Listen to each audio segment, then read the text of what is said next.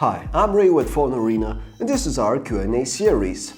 Our user Slavi Todorov has sent us the following question. Will the iPad 5 have a high-resolution display, and will the latter really be manufactured by Sharp? Now, as far as the resolution goes, we don't really think that Apple's going to increase the current 2048 by 1536 resolution, because that's already quite high.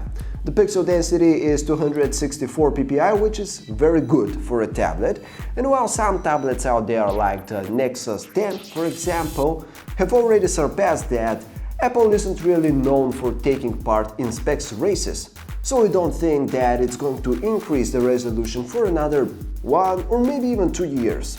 Whether or not the screen is going to be manufactured by Sharp, we do not know.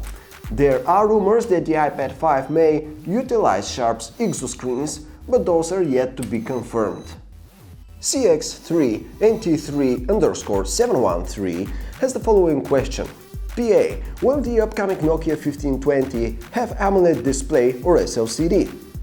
Now, while there isn't any official information about the Nokia Lumia 1520 yet, the fact that the last few high-end devices by Nokia have featured AMOLED screens can be an indication that the 1520 will also sport an AMOLED display. So this isn't, of course, 100% certain, but it is very possible for Nokia to equip the 1520, or however it ends up being called, with an AMOLED display. It's Deep AK4U 2000 asks, will Nexus 5 get a design close to G2? I mean, regarding less bezels as G2, because it's looking very big from backside in the guy's hand. Now, by the looks of it, it'll be LG that's going to manufacture the Nexus 5, so I guess the company will stick with its very thin bezel design as seen on the LG G2. It's yet to be seen exactly how close the Nexus 5 is going to be to the G2.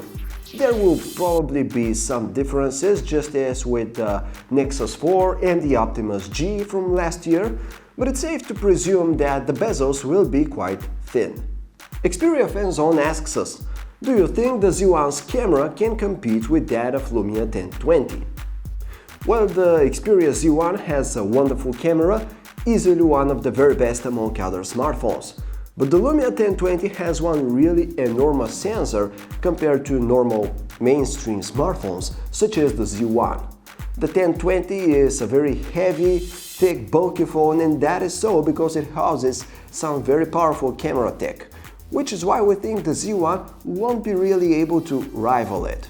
Still, you should definitely stay tuned to our camera comparison, where you'll be able to see how the two cameras stack up against each other. Another question by Xperia Fanzone. Will the Nexus 4 also get the 4.4 update around the same date as on the N5? Sure, that's what having a Nexus phone is all about. If you don't get the 4.4 update on the very same day as it becomes available, you should definitely get it around the same date.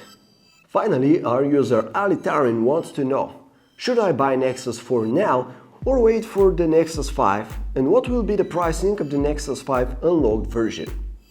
Now, having in mind that Google is expected to announce the Nexus 5 really soon, we would say that it's probably a wise idea to wait for its introduction and see what the new Nexus is going to offer.